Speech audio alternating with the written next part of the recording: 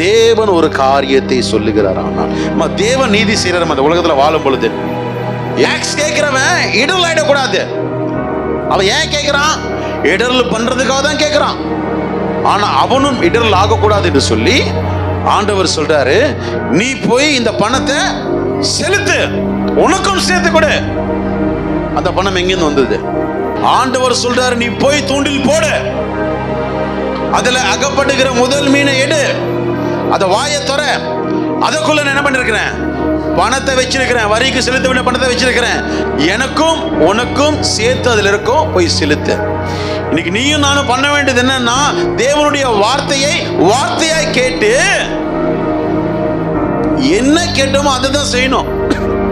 உன் டைமை பார்த்து, உன் நாளை பார்த்து, உன் சூழ்நிலையை பார்த்து, உன்னுடைய பலனை பார்த்து, உன்னுடைய பலவீனத்தை பார்த்து, உன்னுடைய காரியங்களை பார்த்து அல்ல, சொன்னதை செய்யணும்.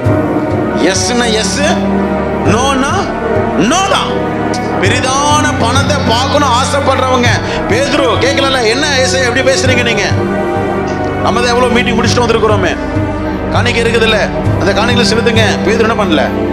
பேதுரு என்ன பண்ணல? விடுங்க, நான் கட்டிடுறேன், நீங்க கவலைப்படுது, நான் கட்டிடுறேன். பேதுரு என்ன பண்ணல? சொல்லல. என்ன சொல்றாரு? நீ போ, நிறைய மீன் மாட்டோம், முதல்ல மாற்ற மீன்ல நான் வச்சிருக்கிறேன், அதுல இருந்து எடுத்து போய் கட்டு.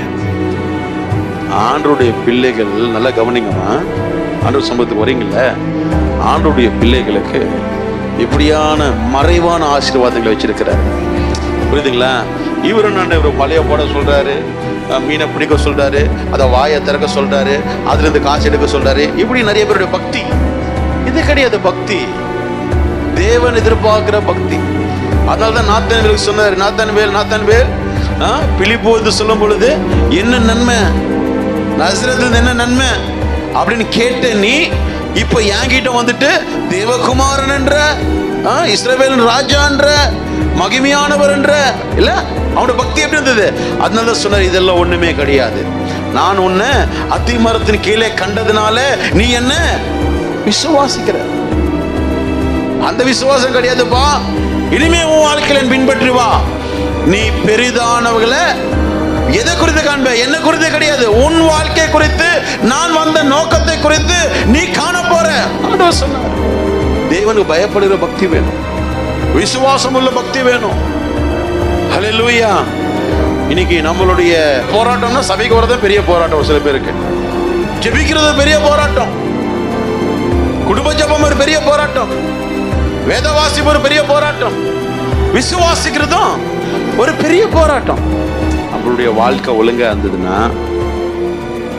உலகத்துல ஓட வேண்டிய அவசியம் கிடையாது.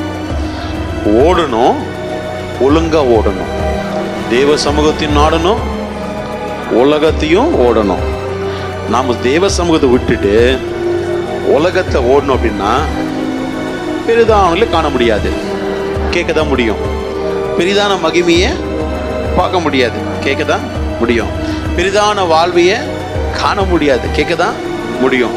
அப்புறம் பெரிதான பலனை காண முடியாது, கேட்கதான் முடியும். பெரிதான பணத்தை காண முடியாது, கேட்கதான் முடியும். இன்னைக்கு நான் சொல்றேன், நம்மளுடைய பலத்தில் ஒன்றும் பண்ண முடியாது. அதனால சொல்றேன், பலத்தினாலும் அல்ல, எதனால ஆகும்? என்னுடைய ஆவினாலே என்று சொல்றாருல, என்னுடைய ஆவினால.